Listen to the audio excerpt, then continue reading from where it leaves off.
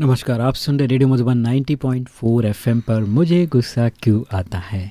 तो डॉक्टर जमीला जी, फिर से हम उसी चैप्टर को आगे बढ़ाते हुए किन और तरीक़ों से गुस्सा हमारा प्रकट होता है ये आप व्यंग्यपूर्ण ताने जो मारते हैं, चाहे अखबार के माध्यम से, चाहे व्यंग जो लिखते जी हैं। हाँ, व्यंग लिखते हैं हाँ, काफ़ी। मगर ठीक है, कभी आपने किसी को व्यंग्यपूर्ण भाषा में कुछ सुधार लाने के लिए लिखा, वो ठीक है, वो अलग बात है। मगर आप हमेशा ही ताने मारेंगे तो और मुश्किल हो जाता है। टोंट में ही बातें करेंगे तो घर में जो करवाहट जो है घुलती चली जाती है बराबर। और घर में वो हीलिंग माहौल नहीं रहता है और फिगर से दूर रहने की।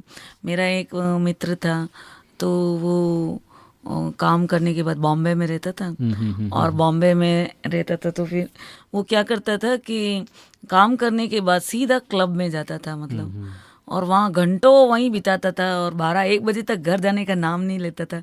तो मैंने उनसे पूछा कि ऐसा क्यों करता है यहाँ, ऐसे गंदे माहौल में, ऐसे सिगरेट के धुएं में, ऐसे शराब और ऐसे गंदी है ना, तो ये सारी अश्लील लड़कियों के बीच में यहाँ पे। तो बोले मुझे घर जाने की इच्छा ही नहीं है, मेरी वाइफ इतना टॉन्ट मारती है कि मुझे घर जाने की मजबूरी में मैं घर जाता हूँ, बाकी मुझे घर जाने की इच्छा नहीं रहती है।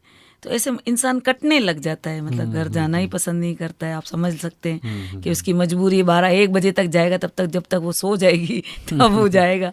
तो आप समझ सकते हैं कि इस तरह जो टोंट मारने की जो आदत होती है, व्यंग बाण मारने की, वो अंदर तक, वो कहते हैं ना, अंदर तक चला जाता है, वो छेदता हुआ, और वो बड़ा मुश्किल। हाँ, यस, वो कभी भूलता ही नहीं है और वो घाव बड़ा अपने को बड़ा मुश्किल लगता है। ये सारी बातें कभी कभी न्यूज़पेपर पढ़ते हैं तो उसमें बहुत सारी बातें ऐसी होती हैं। तो ये मैं बता रही हूँ ना अपने दोस्त का ही कि वो बॉम्बे में, उसकी बॉम्बे जैसी लाइफ है। अब दिन भर तो वो तो काम से थक गया है, अब घर जाना चाहता है, मगर घर में कोई उसको वेलकम करने वाला ही नहीं है, कोई उसको प्यार देने वाला ही नहीं है। तो फिर वो बाहरी दुनिया में और जो तड़क भड़क के जो डिस्को फिस्को है उसमें अपना वो टाइम पास करता है कि भाई कब तरह से 12-1 बज जाए, वो सो जाए, फिर जाऊँ मैं। तो ये टोंट की जो आदत है, ये अपने को उसको चेक करना है कि हमारे ऐसा व्यवहार ना हो। टोंट की बात पे, जैसे कि आजकल फेसबुक और गूगल, इसमें भी कई कार्टून्स लोग व्यक्त करते हैं टोंट के ऐसे, तो वो भी तो हमें किसी के मतलब, और पब्लिक के लिए तो कभी भी टोंट नहीं कसना चाहिए। जनरली नेता लोग जो आपस में भाषण में ऐसी भाषा यूज करते हैं, एक दूसरे पे टोंट कसते हैं, तो this is not the way कि हम वो इलेक्शन के पहले सारी बातें इस तरह नहीं, की इलेक्शन नहीं, कभी भी नहीं होना आपस में एक दूसरे को नीचा दिखाने के लिए, और वापस कुछ दिनों बाद वही उसी से तालमेल कर लेते हैं, उसी से जोड़ तोड़ करते हैं और उसी से मिल के पार्टी बना देते हैं, और तो आपका मतलब होता है तो दोस्त, मतलब होता है तो दुश्मन। तो ये तरीका नहीं है कि अपने स्वार्थ सिद्ध करने में तो दोस्त बना दो और स्वार्थ सिद्ध करने के लिए दुश्मन बना दो, और उल्टी सीधी भाषा में टोंट से सामने वाले को नीचा दिखाओ।